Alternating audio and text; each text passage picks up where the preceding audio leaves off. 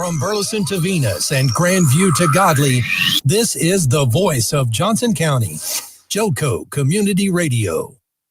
Have you ever met a single person in your life that enjoys paying taxes? No one does. If you can't sleep at night because you have a huge problem with the IRS, I've got some free advice for you. This service is strictly limited to individuals that owe the IRS $10,000 or more in back taxes. And if you qualify, we can guarantee that you won't be writing a big fat check to the IRS, or our services cost you nothing. The first 100 people that call today will get a free tax consultation worth $500. Stop worrying about your IRS problem. We can help you, we promise. Call the tax doctor right now. I mean right now to learn more. 800-240-4587. 800-240-4587. 800-240-4587. That's 800-240-4587.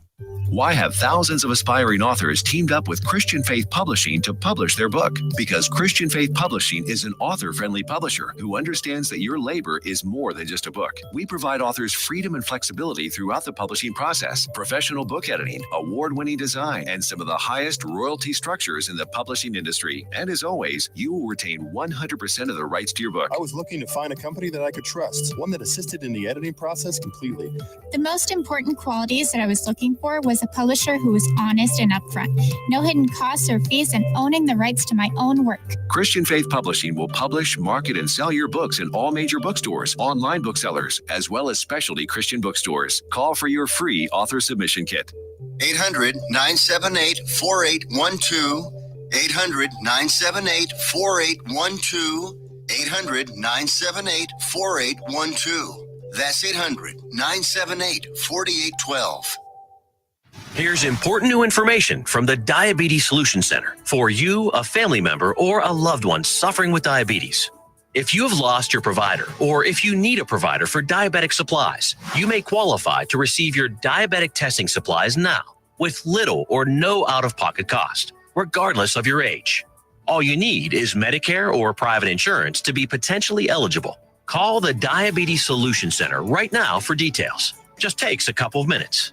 Our friendly, knowledgeable agents will give you free, no-obligation information, handle all the insurance paperwork, and make sure your supplies are delivered directly to your door for free. Call U.S. Medical Supply 24 hours a day. 800-597-9323. 800-597-9323. 800-597-9323. Call right now. 800-597-9323. Let's be honest. Wheelchairs are heavy, bulky, and ugly. If you carry a wheelchair in your car to take care of a loved one, you know how hard it is getting that clunky, old-style wheelchair in and out of your car. Introducing the Feather Chair Wheelchair. At 13 pounds, it's the world's lightest wheelchair. It folds in seconds and fits neatly in your trunk, backseat, or closet, so you can take it everywhere. And it's only available right here. Order yours today and get a free wheelchair case, a $50 value, yours free. The Feather Chair. The world's lightest wheelchair is just $4.99 with easy payments as low as $16 a month. Sorry, no Medicare or insurance accepted. So call right now to order yours. 800-823-5826. 800-823-5826. 800-823-5826. That's 800-823-5826.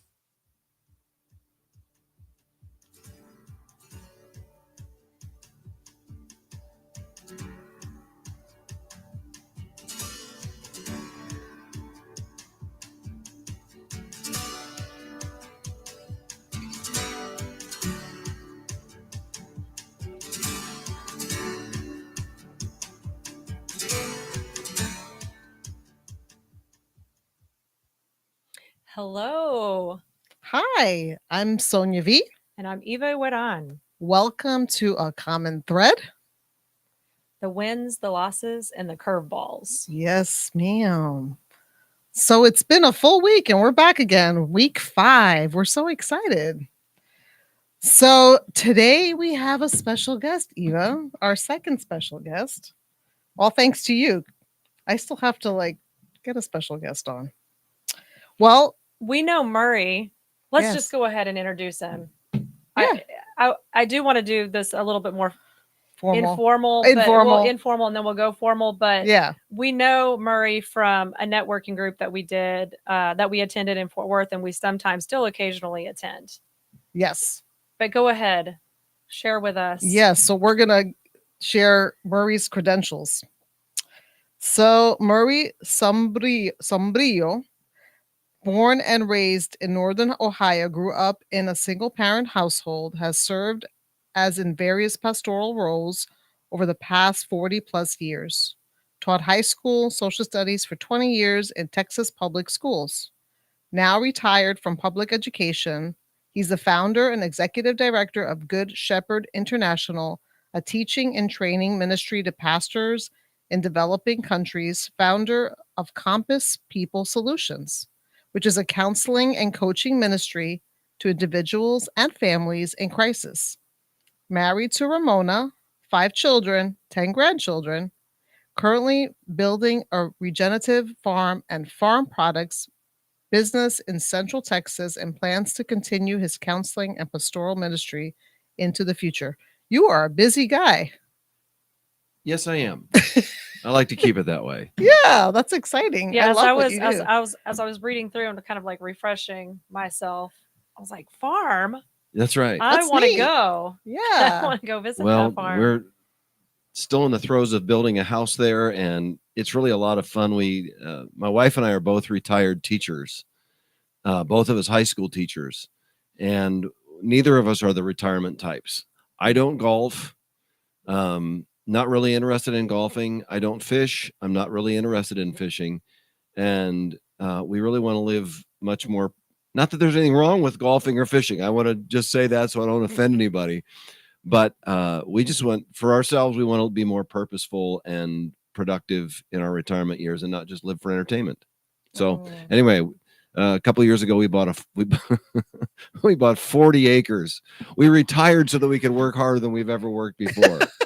And we're right now in the process of building a house and hope to be moved in sometime in September. So it's a lot of fun. Yeah. That's exciting. So do you have builders or are you doing it all on your own? Oh, I don't know how to. No, we have builders. Okay. They're a great contractor down in the town is Lott, Lott. It's south, about 30 minutes south of Waco, and near Marlin. If anyone knows, if they go down to College Station, they pass by Marlin. Oh, okay. And so we're about, I don't know, 7 or 8 miles west of Route 6 that goes down to College Station. Anyway, it's a really beautiful, just farming area, lots of wide open space, and we're excited. Yeah. Nice. Wide open spaces. I started singing the Dixie Chicks I song. almost started singing. Sonia and I have done that a couple times. Oh, start singing a song. Yeah. Impromptu. So on this farm, do you plan on letting people come to pick, or will it be just for you and your wife? Well, what we'd like to do is we need to start gradually because neither one of us are farmers the only experience I've ever had on a farm was when I was 9. I had cousins in Pennsylvania that lived on a dairy farm. And funny story, my sister and I went back to Pennsylvania for a couple of weeks on a couple of occasions when we were young. And I felt like I died and went to heaven. I loved being around the animals. I loved rural Pennsylvania. I even loved getting up at, I don't know what time we got, 4:30 a.m. or 5 a.m. to go out and milk the cows. Hours. Yeah. To go out and milk the cows and feed the animals and all this kind of thing. I loved that. And then we were there when they would have the county fair, and we got involved in that. And our cousins raised steers and all this. And one of them even won grand champion, I don't know, at least once. But anyway, I thought I'd died and gone to heaven. She felt like she had died and gone to hell, and just determined I will never live on a farm. And I've just kind of dreamed about it ever since.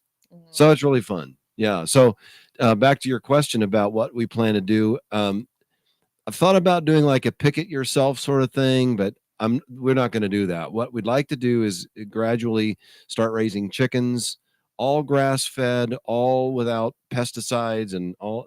We're not going to pay for the organic label, but it'll be probably better than organic because anyway, when it involves,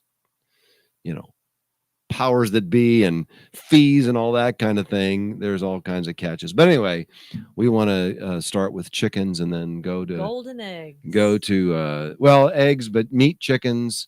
Nice. And we'd love to have. My goal is to have in the next 5 or 10 years 100 customers who buy their meat from us and trust us as their farmer and know where they're getting. They can come down anytime and see our operation and all that kind of thing. So you said 30 minutes south of Waco? Mm-hmm. Okay, so that's about 90 minutes from us. Wow. Yeah, that's about right. Yeah, mm-hmm. But I would make the trip. Yep. I mean, maybe not every week, but I do it every other week. Sure. Yeah, that's cool. Yeah, so we want to do chicken. We want to do grass-fed beef. Nice. Maybe lamb. Wow. Maybe some other things too. Be up there. So anyhow, that's kind of the retirement plan if God's gracious and gives us life and strength to do all that and everything. So nice. It's fun to dream about and actually be able to pursue it now. That is awesome. Yeah, that sounds really exciting. You look excited about it. I am. That's a dream that I kind of have, but I think I'd rather just move on to somebody else's farm and work it. There you go. And not own it. There you go. So. Well, y'all come down anytime. Okay. Yeah, we'd love to. That'd be fun. So. I kind of want to talk about your counseling because that's how I met you at the networking. Yeah. Usually you talk about the type of client that you like.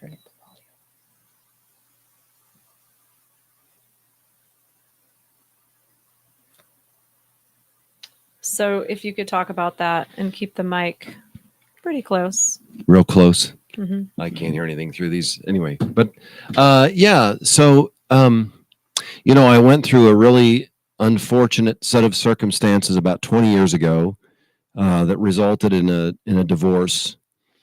And through that unfortunate set of years, I worked with a life coach, Christian guy, that was very, very helpful to me.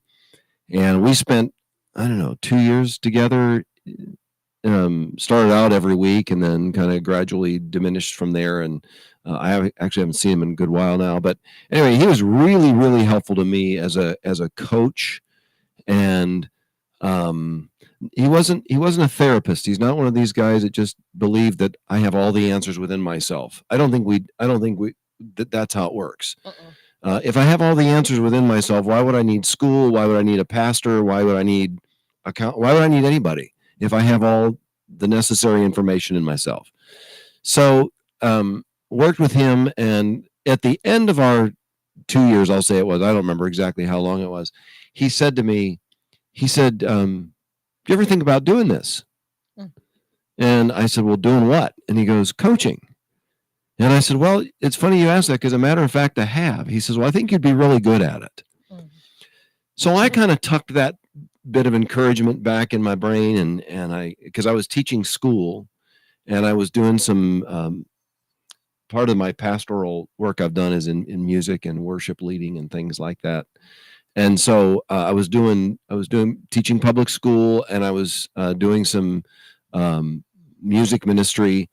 And so I didn't have time to take on something else other than to dabble in it. And so I started to do that, and people started to get interested in it. So when I retired from teaching, I figured, well, this is the time that I could really start doing that. Because I really wanted to, I love working with people. I've been in the people business, if you want to call ministry a people business. It is that kind of, but it's, anyway. I've been doing that since I was in college, which is so weird to say, 43 years ago.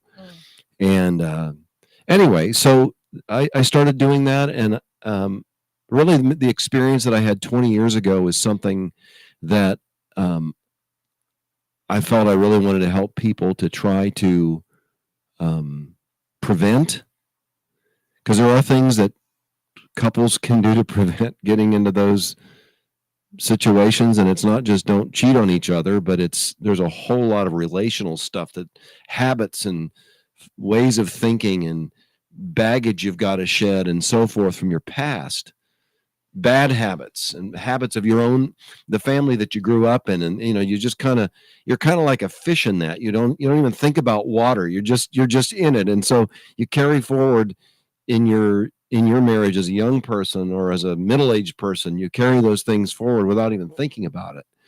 And so I really focus on helping families. Well, I really love to help couples to prepare for marriage, because I can ask them, what was your family like growing up with? What marriage did you get to observe? Did you get to observe? My experience growing up was I had no marriages whatsoever anywhere in my family to observe. Wow. My grandmother and grandfather were divorced. My parents were divorced. I had some kind of distant aunts and uncles, but they weren't close to really see up close and personal on any kind of a regular basis other than holidays. And so I was really at a deficit. And a lot of people are that way these days. And so to kind of help them prepare for marriage and say, okay, here are going to be the pitfalls. Let's get past the, oh, he's awesome, she's awesome, oh, she's amazing, he's amazing kind of thing, because that lasts about, 6 hours after the honeymoon's over. If you make it through the honeymoon without, having your amazing and awesome stuff dashed. So anyway, I really like to focus on helping young couples kind of prepare and know what's down the road and what issues they're going to deal with, what's normal, what to expect, all that kind of thing. So that's kind of the prevention side of what I do. And then I also want to help people solve problems that they have that are a result of years of bad habits or whatever it may be. And then, but sometimes I'm a realist in that I recognize that no matter how much counseling or coaching, and no matter how great the counselor or coach is that you may go to, or therapist if you're into that kind of thing, that some problems that we have aren't going to be solved because it takes two people to really be determined to work at it and make that happen. Now, if two people are willing to do that and they're willing to humble themselves before each other and before God and say, we can't do this ourselves. And we've got to, we have to work together and find a new way of doing this. Both parties have to do that. Then you can resolve problems. Personalities can be vastly different. Backgrounds can be crazy different, all that kind of thing. But if you're committed to each other, you're committed to the Lord, you're committed to your marriage, you could, the Lord promises he'll be there to help us through that, right? But there are some times when both parties aren't. Well, maybe one is, but another's not. These kind of relationships take a lot of what I just call relational work. And it doesn't happen naturally. It really does take a lot of effort. And maybe one party's not willing to do that hard relational work. And you can't resolve that. And so I also then focus on helping people in difficult relationships, it may not be a relationship, just difficult situation in life, to cope with that because they can't find resolution in it. And sometimes in this world, right, there isn't resolution to the problems. We aren't guaranteed that all of our problems are going to be solved. Even as Christians, we're not guaranteed that all of our problems are going to be solved. Right. And so anyway, that's a little bit about my counseling and coaching. Well, just to piggyback, I know because we have a lot, right? We want Murray to tell about his story, like from when he was younger, but just to kind of, since you mentioned it. So in cases like that, when one party is like, yes, I want to do this, or has been doing it for a while, and then the other party's like, nope, I'm done. What do you do? When couples come to me, and I've done this in the past, and you can just really tell there's a lot of hostility between them, I'll ask them up front, on a scale of 1 to 10, how bad do you want this to work? And then I let them answer that. Okay. And if it's not 6 or above, I'm just going to be honest and say, I probably can't do anything for you. Right. I'd like to think that I could, but I'm not a miracle worker. Right. And you've got to have a high degree of want to make it work. If one person comes in and they're saying 8 and the other person is saying 2, I'm going to do some investigating and find out with that person, okay, tell me from your perspective what happened. And I'm going to let both of them talk, but I'm not going to let them talk over each other because that's never productive. Right. But I want to find out what would it take to get you to 4 if you're at 2? And then at 4, what will it take us to get you to 5 and build up from there? So I'm not going to just give up on them right away, Right. but I do try to find that out and see where they are. And, has there been infidelity? Has there, or some other kind of confidence buster that they're dealing with? And I just don't have confidence in this person. Okay, why? And, don't defend yourself. We're going to listen to him or her, whichever one it is. And anyhow, so that's, I want to help bring some healing and resolution, but I can't heal them. They've got to be willing to do a lot of that, again, hard work themselves. And let's try to move you to, are you willing to at least try to move to 3? I mean, if it's a marriage and they've got kids, I'm going to tell them, look, you don't want to do this to your kids.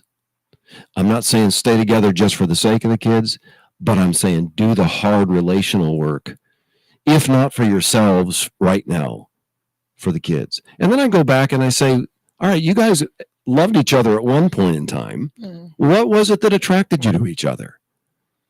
And then let them start. And then those kind of stories and rehearsing those can kind of reignite a spark sometimes, and think, okay, yeah, those were really fun times. Well, do you think you could maybe try to have that again? And anyway, examine habits and how do y'all communicate with each other? Do you communicate with each other? And when you do, if you do, what does that sound like? Are you yelling at each other? Are you accusing each other? Well, those kind of things can, if you can identify that and recognize that it's destructive, we can change habits, but it's going to take some effort to do that. So anyway, did that answer your question? Yeah, you did. I was listening to probably another podcast, and they said when you're in one of those scenarios with your spouse, to maybe say ouch, so that you don't engage, right?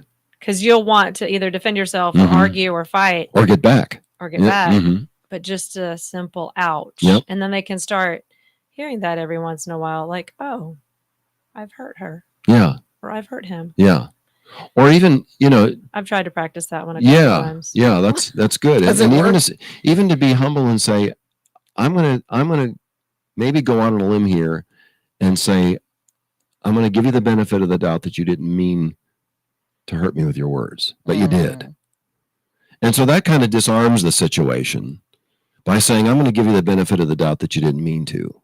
So could we maybe rephrase that a little bit? Think about, and I think sometimes that disarming, like you're saying, is really, really helpful.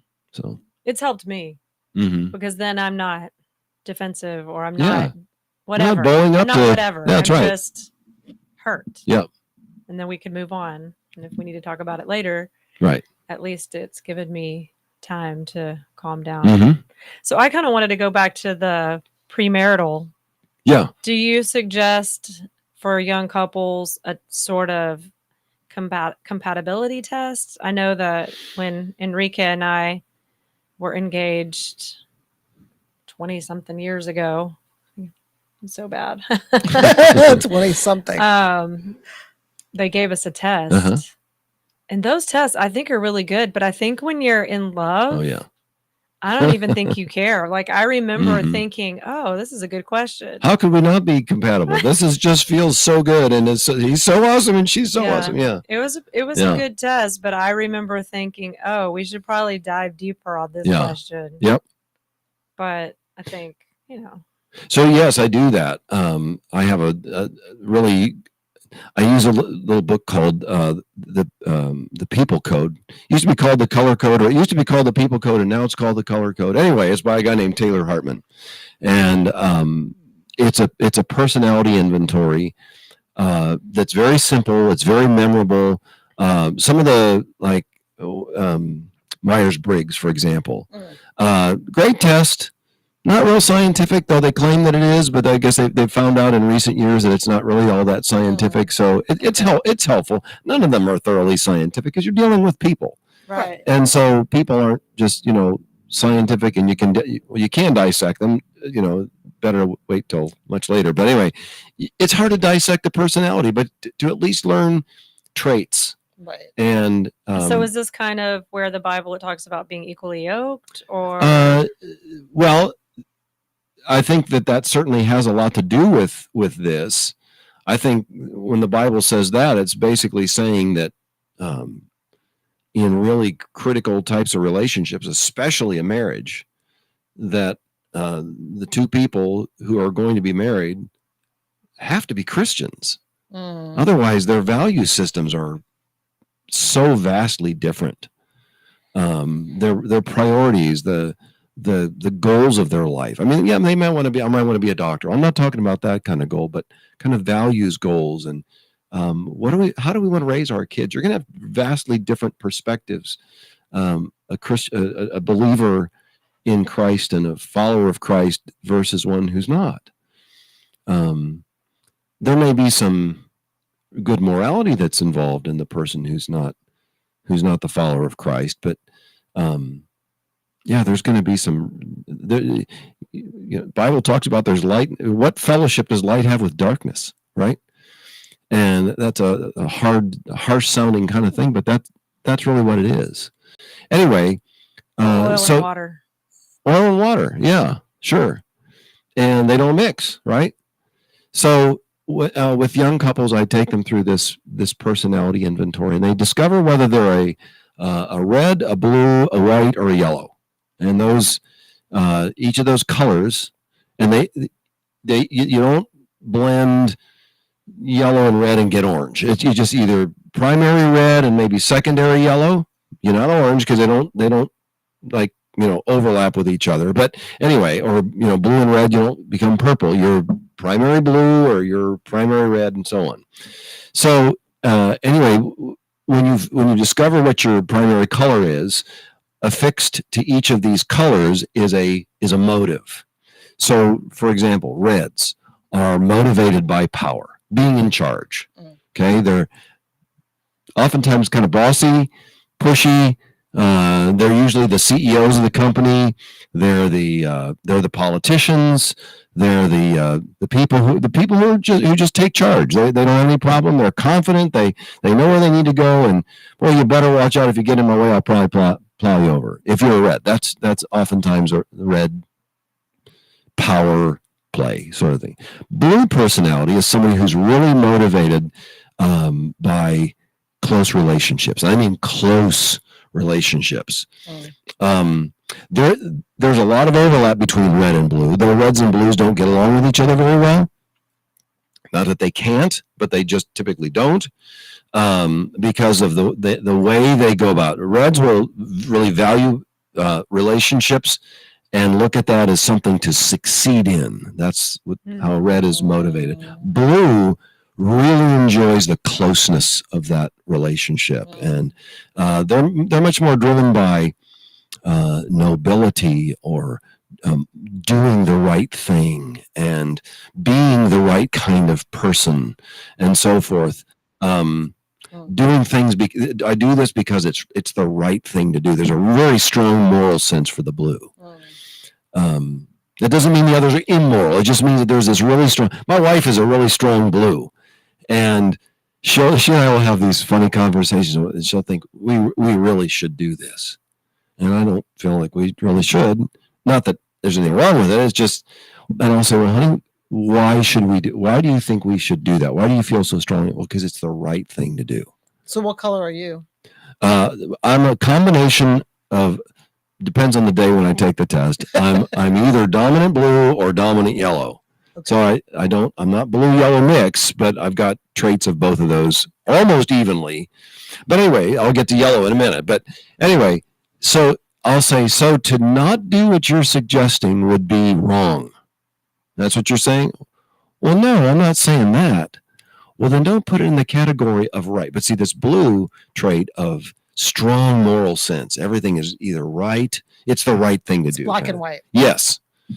So we may have to just pay attention to the time. We got 30 seconds. Okay. So I do want us to, when we come back to the show, go over maybe the red and blue just really quickly for everyone who's listening. We definitely want to get to yellow. What's the other color? White. White. Okay. Yep. So please come back to the show. We just have a couple minutes break. We want you to come back because Murray is going to talk about his mother and we want to hear all about that. Yeah. So. Yeah. Well, great. Come back. We'll see you in 2 minutes.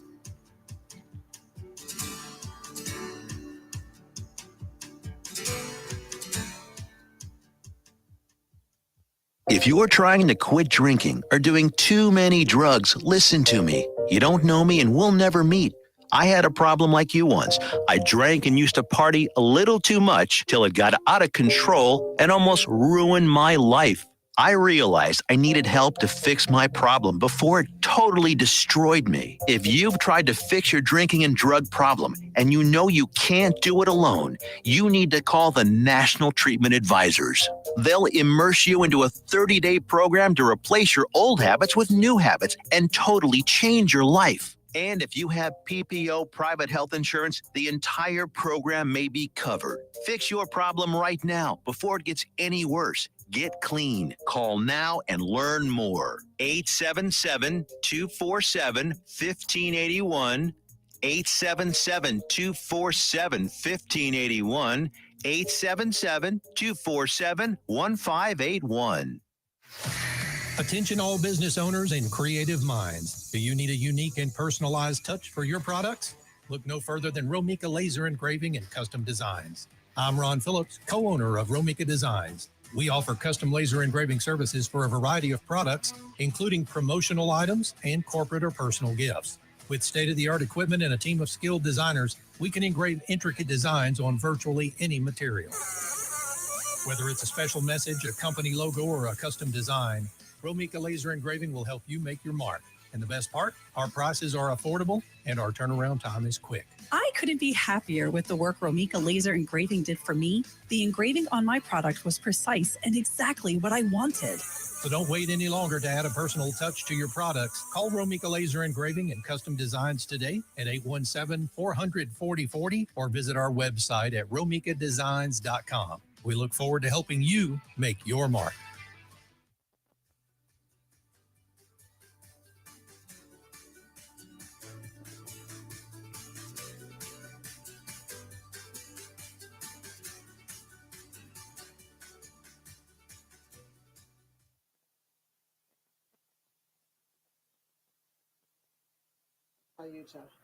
I'm unmuting.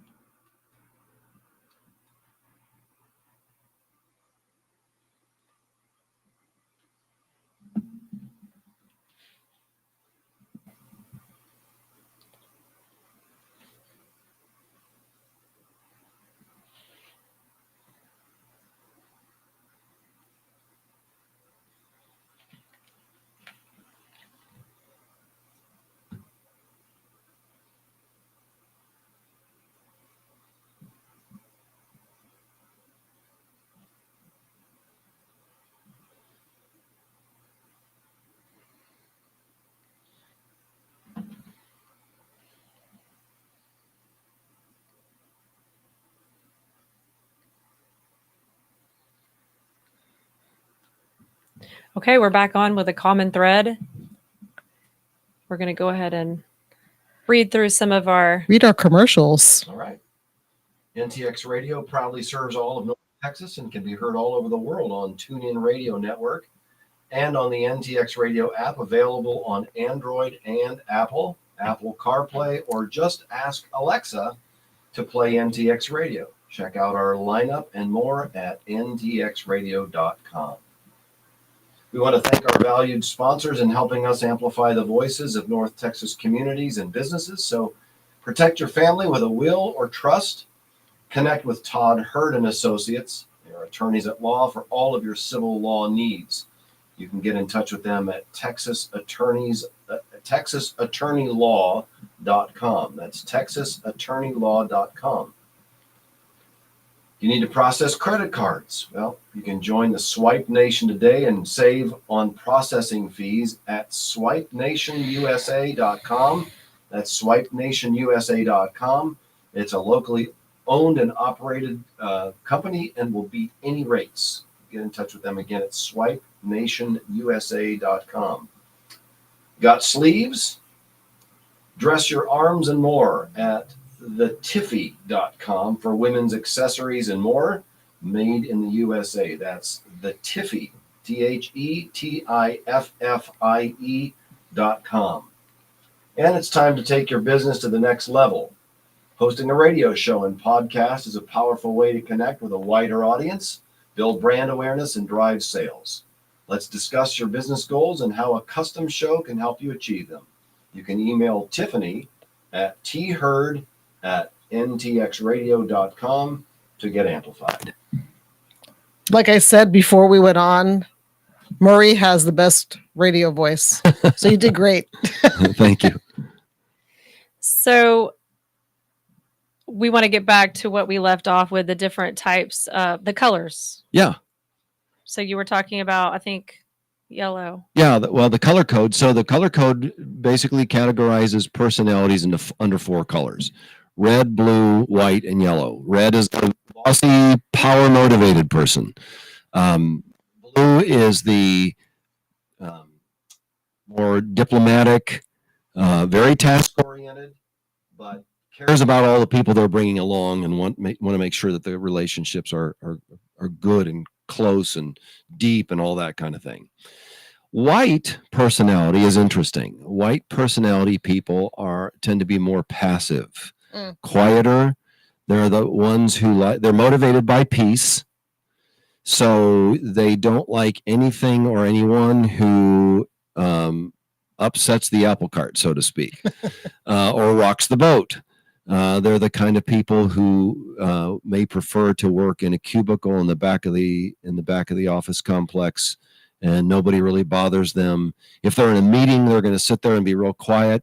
If they say anything, when they do, everybody stops and listens because they haven't been, throwing up words all over the place, and and so they've kind of taken all this stuff in, and they've got an opinion now that's usually a really good opinion because they've listened and they haven't talked the whole time.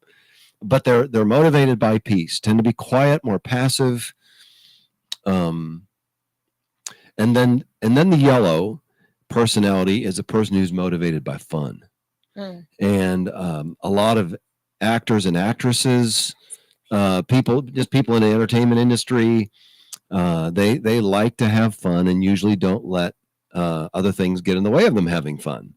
And so as you asked me before the break, my personality, kind of a pairing, is blue and yellow. And I look back at my childhood, and the way you take this test is you try to think of your earliest recollections as a child and what you were like back then, because so much has happened since then, and you've had to adapt to certain situations and all this sort of things. You've had to learn to work with people, and sometimes your own personality kind of gets squashed in the process, right? And so you try to think back to when you were a child. When I think back to when I was a child, I was just a very happy-go-lucky kid. Grew up, as you mentioned when you introduced me, I grew up in a single-parent household. My dad left our family and just kind of left us alone. And my mom never tried to be mom and dad. She just worked on being a really good mom, and she was. Later in my dad's life, he and I reconnected, and we were able to have a nice relationship. And it's when he recognized and he recognized years earlier that he really wronged my sister and my mom and me. And when we started to talk and get to know each other, he asked for forgiveness. And God had done a work in his life, and he realized. He told me that one of the first times we met, he said, "Murray," he says, there are a lot of mistakes I've made, but he says there's no mistake bigger than the one of leaving you and your sister. Because I had told him, I said, look, I understand marital strife and all this kind of thing, but anyway, he admitted that. He also, interestingly, wrote a letter to my mom and asked me actually for some advice. Wow. And asked her for forgiveness as well. Wow. So they never spoke to each other. But he was able to get that off of his chest. And of course, he found forgiveness from the Lord and all that kind of thing too. So anyway, but as I think back to my childhood, I think back to being really happy-go-lucky. One of the things I loved to do more than anything else as a kid was climb trees. Man, if there was a tree that had a low branch, I was up in that tree. And just life was fun, even though our family situation was what it was. My mom did a great job of not, raking our dad over the coals every time she had a chance. Rarely did. I can't think of a time when she ever did that. She was honest about him. If we asked, she would tell us honestly, different things, but she was not one, well, your dad, did this. And he said, she never did that kind of thing. So, despite the single parent household and a dad that was living, but just not around, life was good and life was happy for us. I think it was hard for my mom. She struggled financially. She graduated high school, but never went beyond that. The adversity that she experienced with my dad was really a turning point in her life spiritually. She had accepted Christ as her savior when she was a child, but kind of was in an family environment where that wasn't really it was important, but it wasn't like a daily important thing. It wasn't like the driving force of her life until my dad left. And that's when God became, and Jesus became her focus and the driving force and focus of her life.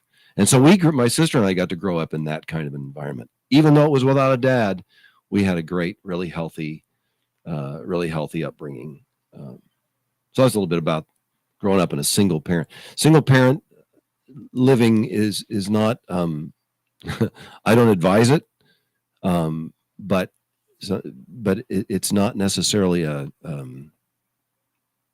death sentence either, though a lot of people think that it is. And my sister and I both benefited tremendously from that. I know we had talked before about a story about my mom. My mom, grew up in Akron, Ohio, and my mom worked for, can I go on to this now? Yes, okay, please. because this is a cool story about my mom. And it's not really so much about her, but it was how in the midst of her difficulty, God comforted her and encouraged her. My mom worked for B.F. Goodrich, and she rode the bus to keep costs down. We had a car, but she rode the bus because it was cheaper. Drop her off right in front of work, pick her up right in front of work, drop her off a block away from home. And so every night she, rain or shine, snow, sleet, hail, whatever it was, she was on the bus coming home from work.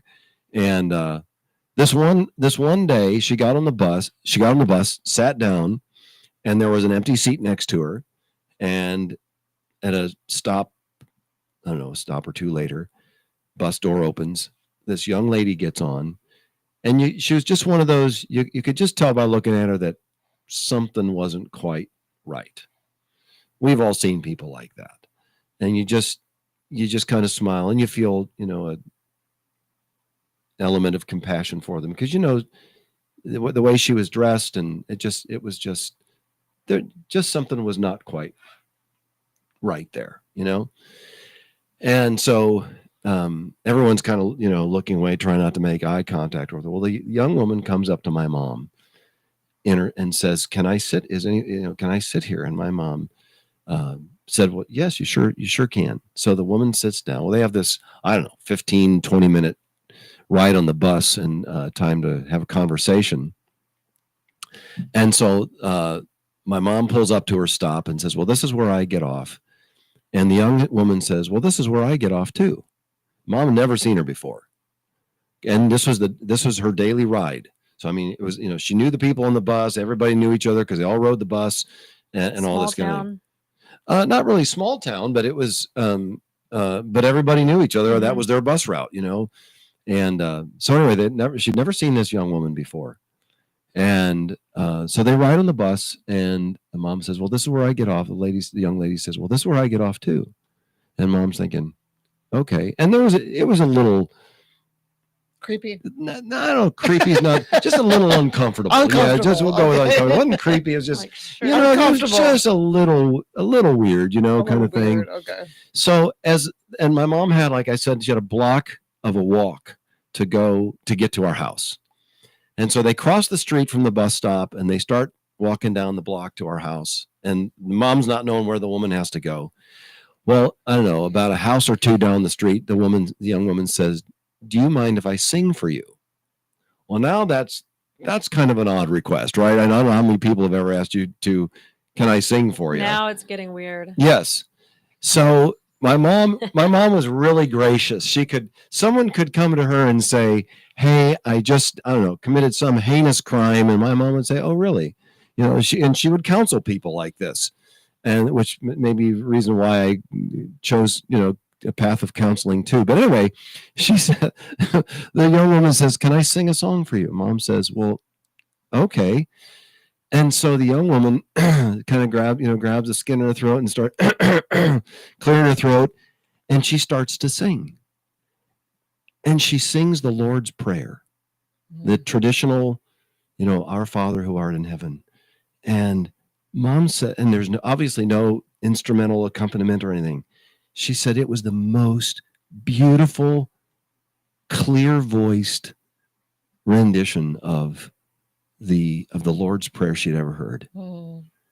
And by the time they got to our front steps to go up to the house, the woman was done. And Mom, I can hardly say it without tears coming to my eyes, but she said with tears running down her face, she says, how do I say thank you for that? That was absolutely beautiful. Mm. And the woman walked on, and she never saw her again. Mm. And Mom came in the house, and she was kind of drying her eyes and was like, Mom, what's the matter? And she told us this story. And then later on, she says, and we asked her, I don't know, sometime later, she says, I've never seen that young woman again. And it brought to her mind the verse in Hebrews that says, sometimes we are entertaining angels and we're not even aware of it. Mm. And she feels that was it. And Hebrews also says that angels are ministering spirits that come to the saints oftentimes when we're not even aware of it. Mm. And I don't know what my mom's situation was at the time, but it was always difficult. She had two young kids that she was raising, and I think my sister was probably a teenager by that time, and she needed encouragement. Mm. And boy, that did it for her. Wow. Well, that's just one of those stories that our family has never forgotten. And that was 55 years ago, maybe. Wow. Something like that, 50 years ago. So anyway, that's a cool story. But anyhow, that's sometimes how the Lord works and brings someone along our path that we just, okay, I'm not sure I want to talk to this person because they're kind of weird, and but then they end up, really ministering to you. So anyhow. And God definitely knew her struggles. He did. A single mom. Absolutely, he did. Yeah. Yeah. Yeah, that's right. It's amazing to me that God, we think of him in the Bible when we look at Jesus, especially in the New Testament, but also in the New, in the Old, because it happened in the Old as well. Jesus didn't just preach to people. Mm-hmm. He met them where they are practically, right? So when he was preaching to them and they were sitting there, thousands of them, 5,000, right? And the disciples, they're hungry. Yeah. And Jesus well, feed them. With what? with what? Yeah. And he's like, and then so they're looking all around and they find this little boy with what, like 5 loaves and 2 fish. Five Yeah. loaves and 2 fish. Yeah. And then they're like, they're anxious, right? And then Jesus just blesses it, right? Yeah. And so for me, I think about like God sees them Mm-hmm. and he understands, it says when he saw the crowds, he was moved with compassion, Mm-hmm. right? So I think meeting people where they are and meeting their needs, because once you meet someone's needs, they'll listen to you, Yeah. they'll trust you. Yeah. So I love the hear- one. yeah. I love the one where lepers came to Jesus, and Right. leprosy was just that got you booted out of the out of the community. You were They- isolated. Yeah, you were somewhere. isolated. No one could touch you, because if they touched you, they'd become unclean as well. And yet when they came to Jesus, he touched them. Here's the Son of God touching a leper. He was the one that gave the law that you shouldn't touch lepers, and Jesus touches the leper and heals them. There's so many amazing stories like that. Yeah. Well, God, I realize that God, although, his laws are definite in the sense of, this is what they are, but the way God judges people is very gray. Like his thoughts on like, it could be 2 identical situations on the outside, like 2 single parent homes, but he's not going to judge both homes on the same level, because there's a lot of things that are in those people's DNA and their upbringing and all of that. And that's why he can judge and we can't, Right. in the sense of like eternity, right? Yeah. And so it just amazes me that, I used to be like long time ago, I think a lot more black and white in my thinking, but I've become a lot more gray in the sense of trying to meet people's needs and meet them where they are, instead of telling them they have to be where I'm at. Right. Yeah. Yeah, that's good. I've definitely, I think, made a 360 in some topics. We're talking about being single. I'm married, but whenever I'm talking to people about, like, I've always had an interest in marriage and divorce. Just being a counselor, I guess you've probably have read a lot of books on that topic. And I would even cry whenever I'd watch that Parent Trap movie. Oh yeah. When they're trying to get them together. Yeah. Right. And I would just tear up. So I think that probably most of my marriage, and I'm happily married. I'm just saying I have come to some different conclusions about divorce, just being a Christian, and thinking that you just always have to work it out, or it always needs to be mended, or God can fix it for everyone. And I remember a lady coming up to me in a cafe, and she was in tears, and she was kind of telling me about a situation that she was in, and how can we share. For one, I'm not a licensed counselor. I've read a few books, right? And I'm just like, what can I say to this woman? Because definitely prior to some things happening in my own personal life, I felt like I needed to tell everybody, oh, well, just be hardcore and suck tough. it up and suck it up, buttercup. Yeah. Just like that kind of attitude. Yeah. But to this woman, seeing her tears and kind of knowing just a little bit of the background, I was like, you know what? I don't have much to say, but I think that you should possibly put yourself in your daughter's shoes. And what would you speak over her if someday she found herself in a similar situation? Yeah. So I just told her to consider her daughter. Yeah. Because how could you, Right. And again, kind of going back to the counseling coaching thing, that, we're trying to help resolve a situation if we can. And the truth is, we live in a really fallen, messed up world. And so many of the answers that people want to believe in are just they're fake, they're myths. They don't work. They're not reality. But God is the one who defines reality, and I try in my counseling and coaching to remind people of what's real and what's true. And but then you've got the will of a person too that is, I'm not going to do this. You asked about that early on, and what if they don't want to? I can't make them want to. Right. And you've got to then think about okay, what are the implications of this on your career, maybe on your children?